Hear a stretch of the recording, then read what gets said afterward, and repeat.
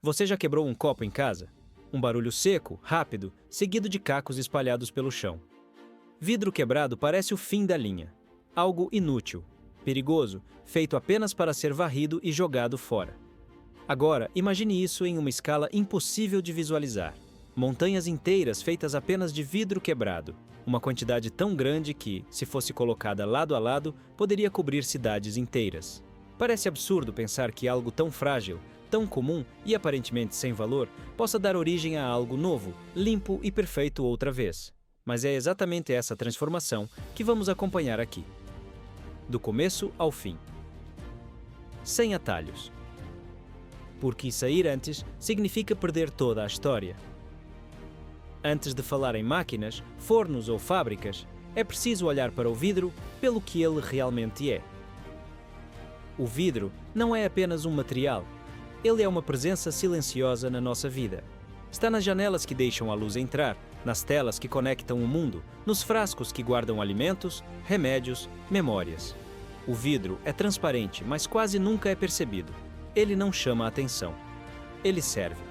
E talvez por isso seja tão fácil esquecê-lo quando quebra. Em sua forma ideal, o vidro é quase poético. Ele nasce da areia. Algo simples, antigo, quase eterno. Grãos minúsculos moldados pelo tempo, pelo vento, pelo mar. Quando transformada, essa areia vira algo que parece sólido, mas se comporta como líquido congelado. O vidro não envelhece como outros materiais. Ele não enferruja, não apodrece, não perde suas características com o tempo.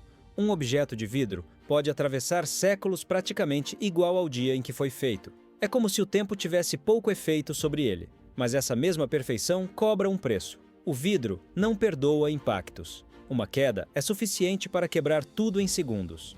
E é nesse momento que a nossa relação com ele muda. O que antes era útil se transforma em risco. O que era transparente vira invisível e perigoso. E quase ninguém para pensar no que acontece depois que esses cacos desaparecem da nossa vista. Existe uma ideia muito comum de que todo vidro quebrado tem o mesmo destino, que ele é simplesmente derretido e pronto. Mas essa visão é simples demais. A realidade é muito mais complexa. Nem todo vidro é igual. Nem todo vidro pode seguir o mesmo caminho. Alguns tipos nunca mais voltarão a ser vidro. Outros podem renascer inúmeras vezes. O que define isso não é apenas o material, mas a rota que ele percorre depois de quebrar. Quando jogamos um vidro fora, ele deixa de ser apenas um objeto e passa a fazer parte de um sistema gigantesco, silencioso e extremamente organizado. Um sistema que lida com quantidades que desafiam a lógica humana. Estamos falando de milhões de toneladas de vidro quebrado circulando todos os anos pelo mundo, cada pedaço com uma história diferente. Alguns vêm de garrafas simples, outros de janelas de prédios antigos, outros ainda de equipamentos industriais, telas, lâmpadas, frascos especiais. Tudo parece igual quando está quebrado, mas não é. E aqui acontece a primeira grande quebra de expectativa. A maioria das pessoas acredita que reciclar vidro é sempre bom, sempre simples e sempre possível. Mas o vidro é exigente. Ele não aceita qualquer coisa. Uma pequena contaminação, uma mistura errada, uma temperatura fora do ideal, e todo o processo pode falhar. É por isso que boa parte do vidro quebrado nunca volta a ser vidro. Ele segue outros caminhos. Vira base para estradas, materiais de construção ou simplesmente desaparece em aterros. Não por falta de tecnologia, mas por limites físicos e químicos muito claros. Mesmo assim, uma quantidade gigantesca consegue completar a jornada. E é essa jornada que importa, porque quando o vidro certo encontra o caminho certo, algo quase mágico acontece. Ele deixa de ser lixo e volta a ser matéria-prima pura, sem perder qualidade, sem perder transparência, sem perder valor. Diferente de muitos outros materiais, o vidro pode renascer praticamente igual ao original, como se o ciclo nunca tivesse sido interrompido, mas isso não acontece por acaso. Existe uma cadeia inteira trabalhando nos bastidores para que esse milagre industrial funcione. Pessoas, máquinas, decisões invisíveis. Um erro pequeno no começo pode comprometer tudo lá na frente. Por isso, cada etapa importa. Cada escolha muda o destino daquele caco. Ao longo deste vídeo, nós vamos seguir esse caminho completo, desde o momento em que o vidro se quebra, passando por triagem, separação, limpeza, transformação, até o instante em que ele volta ao mundo em uma nova forma. Vamos entender por que alguns vidros voltam e outros não. Vamos desmontar ideias erradas, explicar limites reais e mostrar por que entender esse processo muda completamente a forma como enxergamos um simples copo quebrado.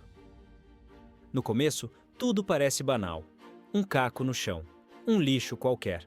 Mas por trás disso, existe uma indústria inteira funcionando em silêncio, lidando com escalas que fogem da imaginação e decisões que impactam cidades inteiras. E quando você entende esse percurso, aquele barulho seco de um copo quebrando nunca mais soa da mesma forma, porque o vidro não termina quando quebra. Em muitos casos, ele está apenas começando outra viagem. E no próximo passo dessa história, vamos entrar exatamente onde quase ninguém entra.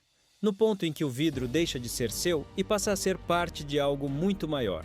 O momento em que o vidro deixa nossas mãos é o momento em que ele perde sua identidade original. Uma garrafa já não é mais garrafa, um copo não é mais copo. Tudo vira apenas vidro quebrado. Pelo menos é assim que parece. Mas é exatamente aqui que a história começa a se dividir em vários caminhos diferentes. Caminhos que quase ninguém vê.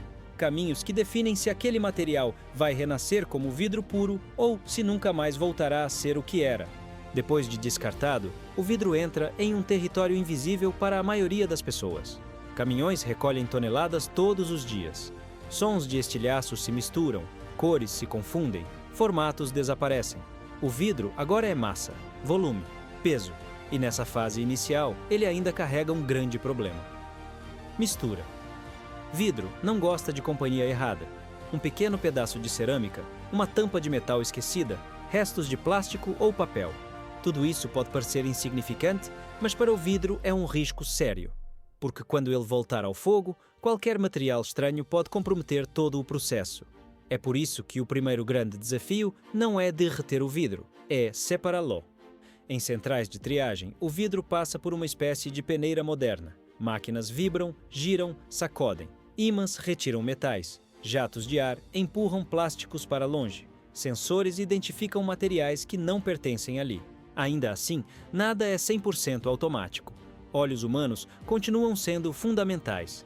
Pessoas observam, retiram manualmente aquilo que as máquinas não conseguem detectar.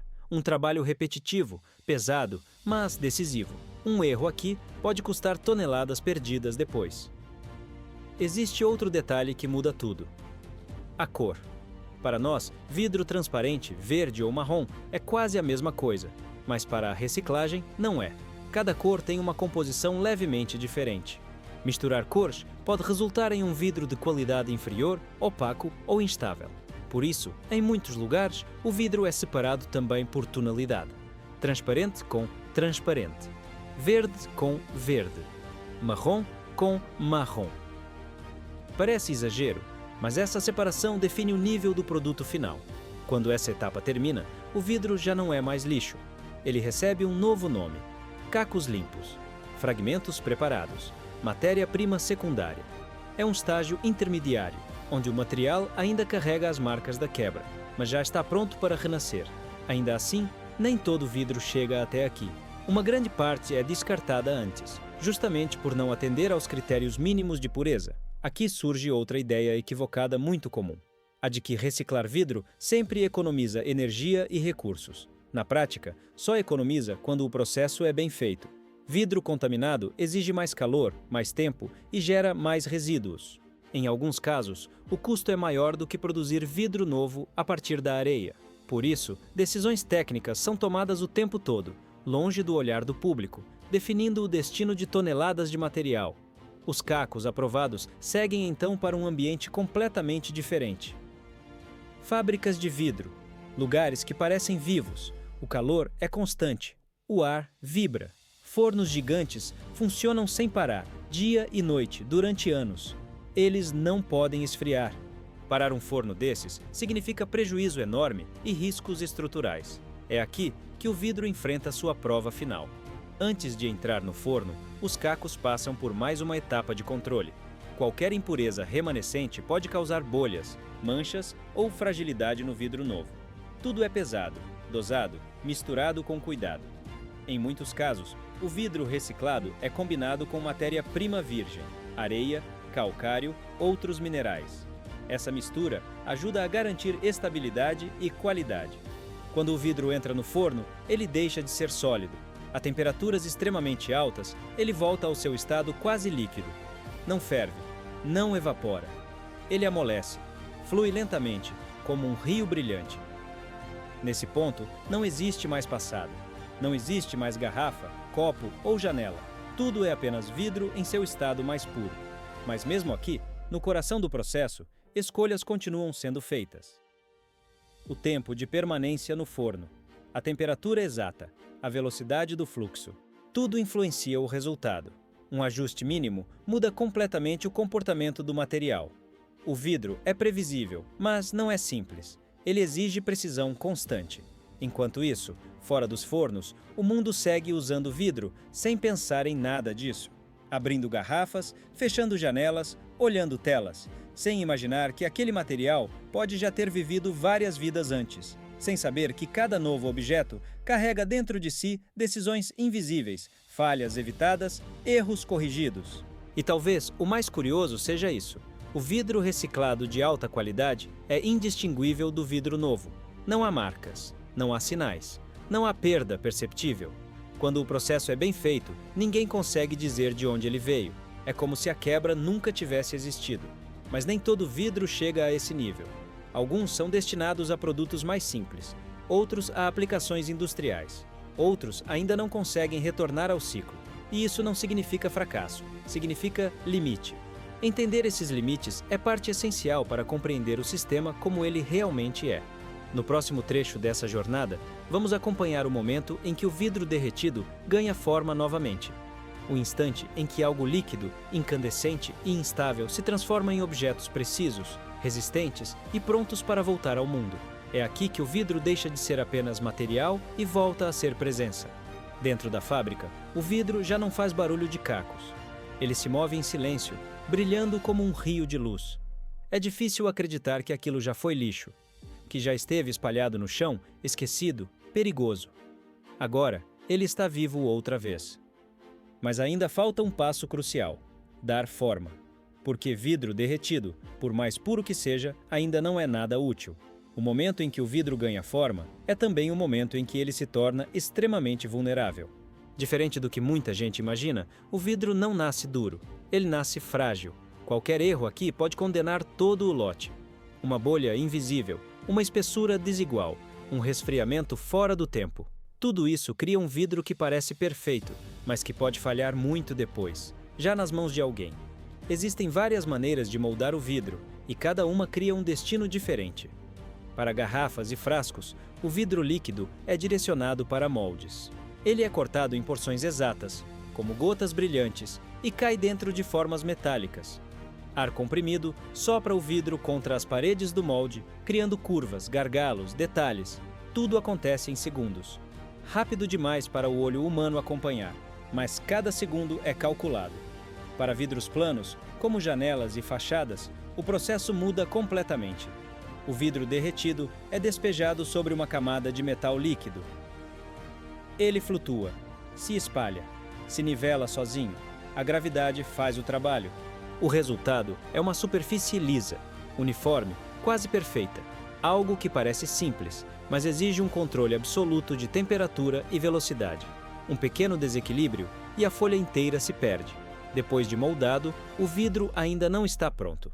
Esse é outro mito comum. Muita gente acredita que basta esfriar e acabou. Na realidade, o resfriamento é uma das etapas mais críticas de toda a jornada. Se o vidro esfria rápido demais, tensões internas se formam.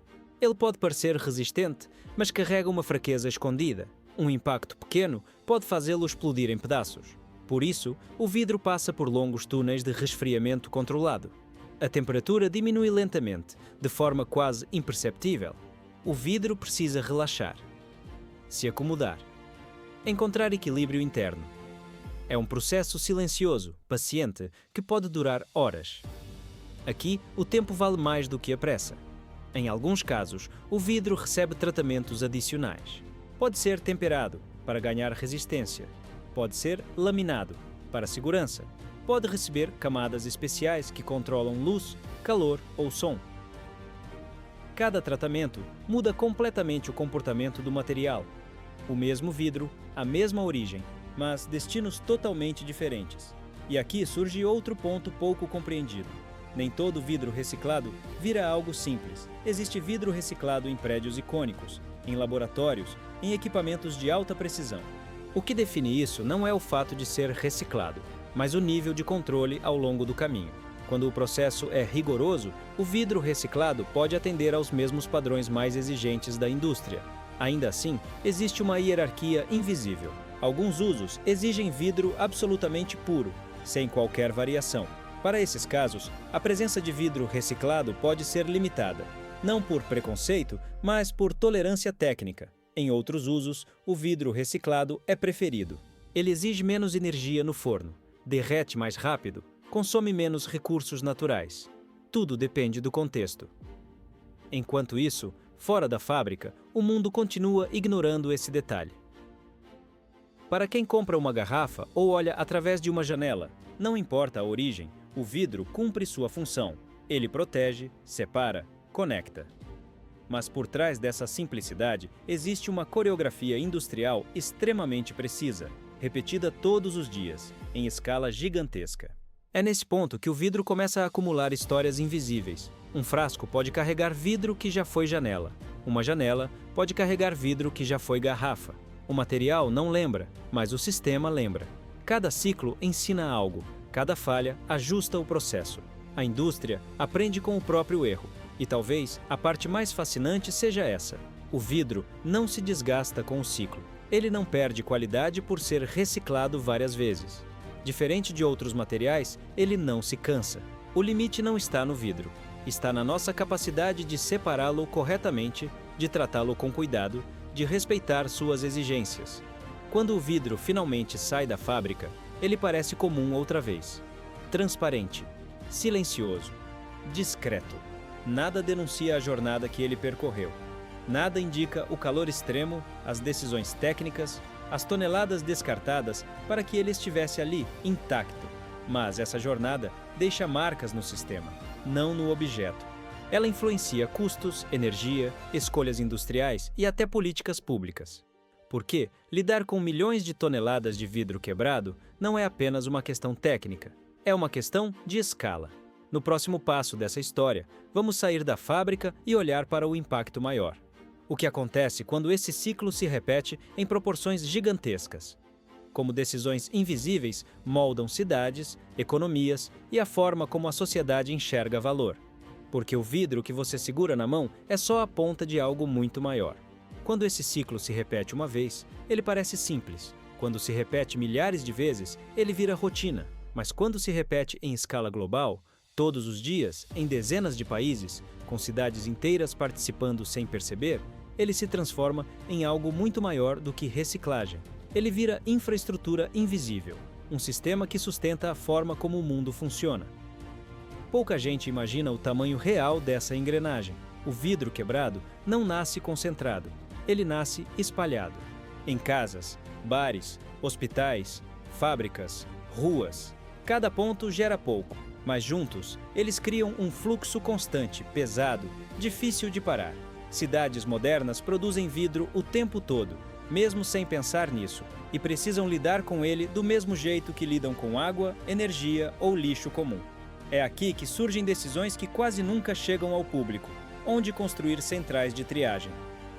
Para onde enviar os cacos? Quando vale a pena reciclar? Quando não vale? Essas escolhas não são ideológicas. São técnicas, logísticas e econômicas. Um caminhão viajando longe demais pode anular qualquer ganho ambiental. Um forno sem cacos suficientes perde eficiência. Um excesso de vidro de uma cor só pode virar problema, não solução. Por isso, nem todo vidro quebrado segue o caminho mais nobre. E isso não é um defeito do sistema. É o sistema funcionando dentro de limites reais.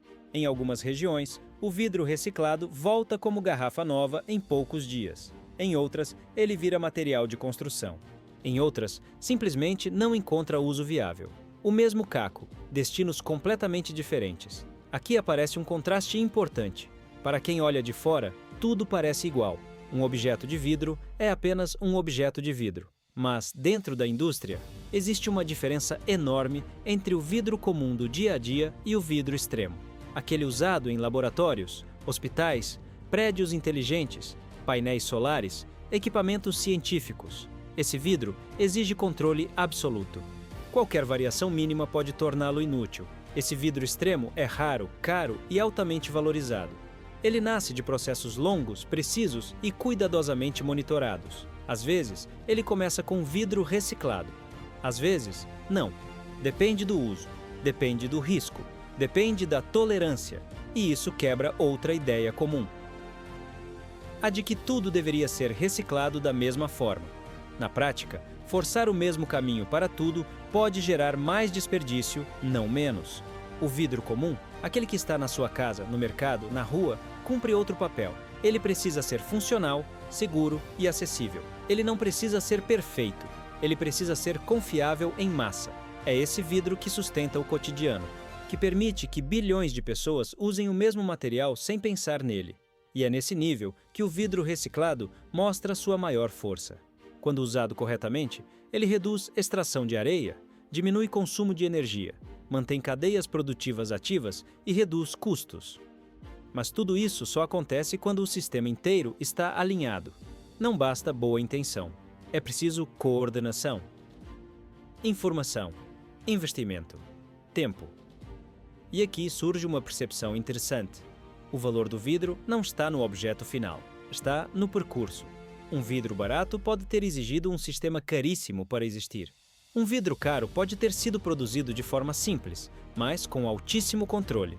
O preço não conta a história inteira. O objeto não revela o caminho. Essa lógica se repete em outros setores da indústria, mas no vidro ela é especialmente clara, porque o material não muda. O que muda é o cuidado, o contexto, a escolha. O mesmo caco pode virar algo banal ou algo sofisticado. Não existe melhor ou pior. Existem funções diferentes. Quando entendemos isso, a discussão muda de tom.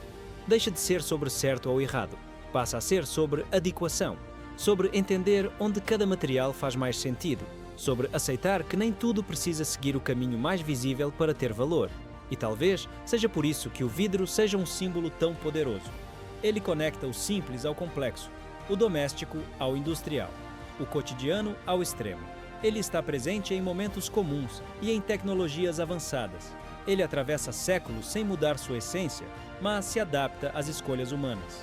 No fim das contas, lidar com milhões de toneladas de vidro quebrado não é apenas uma questão de reciclagem, é uma questão de organização social, de como cidades planejam seus fluxos, de como indústrias cooperam, de como decisões invisíveis moldam aquilo que parece óbvio.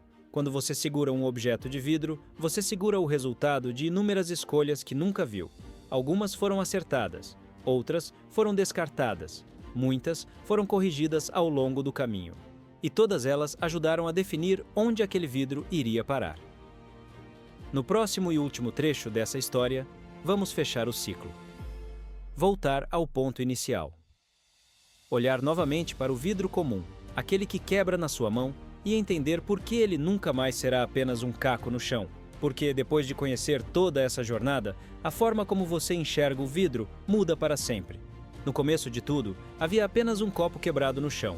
Algo comum, simples, quase invisível. Um pequeno incômodo da rotina que precisava ser resolvido rapidamente. Mas depois de acompanhar toda essa jornada, esse mesmo copo passa a ter outro significado. Ele não é mais apenas vidro quebrado. Ele se torna o ponto inicial de um sistema inteiro em movimento. O que parecia simples revelou camadas profundas. Camadas de decisão, de técnica, de cuidado e de tempo. O vidro, no dia a dia, continua sendo o mesmo material transparente, silencioso e discreto. Mas por trás dessa aparência, existe uma realidade imensa, formada por fluxos contínuos, calor extremo, precisão industrial e escolhas que se repetem todos os dias em escala gigantesca. Nesse ponto, o contraste final fica claro. Existe o vidro comum, acessível, presente em qualquer casa. E existe o vidro extremo, raro, sofisticado, usado em ambientes onde falhar não é uma opção. Eles não competem entre si, eles coexistem. Eles nascem da mesma origem, mas seguem caminhos diferentes. Nenhum é melhor ou pior por si só. O valor está em chegar ao destino certo. O vidro que retorna ao mercado como uma nova garrafa cumpre um papel essencial. Ele fecha ciclos, mantém o cotidiano funcionando e reduz a pressão sobre os recursos naturais. Já o vidro que não volta a ser vidro, mas se transforma em estrada, base ou estrutura, também cumpre sua função. Ele sustenta, resolve e ocupa espaços onde a perfeição não é necessária. Quando isso fica claro, a percepção muda. A ideia de desperdício dá lugar à ideia de escolha. Nem todo material precisa voltar exatamente ao ponto de origem para ter valor. Em muitos casos, o caminho mais inteligente é outro, e isso não enfraquece o sistema. Pelo contrário, torna o sistema mais eficiente, mais realista e mais honesto. Essa história vai além do vidro. Ela fala sobre como a indústria aprende a lidar com escala, sobre como sociedades organizam fluxos que quase ninguém vê, sobre como objetos simples carregam decisões complexas. Todos os dias, mesmo sem perceber, fazemos parte desses ciclos, ao usar, ao descartar, ao consumir. O vidro se torna um lembrete poderoso de que o valor não está apenas na aparência final. Ele está no percurso, no cuidado e na intenção. Um material capaz de atravessar séculos sem mudar sua essência mostra que durabilidade não é apenas resistência física, é também a capacidade de se adaptar às escolhas humanas. Da próxima vez que um copo quebrar, talvez o som não represente apenas algo se perdendo. Talvez represente uma transição, o momento em que um objeto deixa de ser individual e passa a fazer parte de algo muito maior. Um sistema que transforma fragilidade em continuidade. E é por isso que o vidro quebrado nunca mais será apenas vidro quebrado. Porque agora você sabe que, em algum lugar, milhões de toneladas de cacos estão em movimento, sendo escolhidas, separadas e transformadas. Algumas voltam ao mundo quase iguais ao que eram.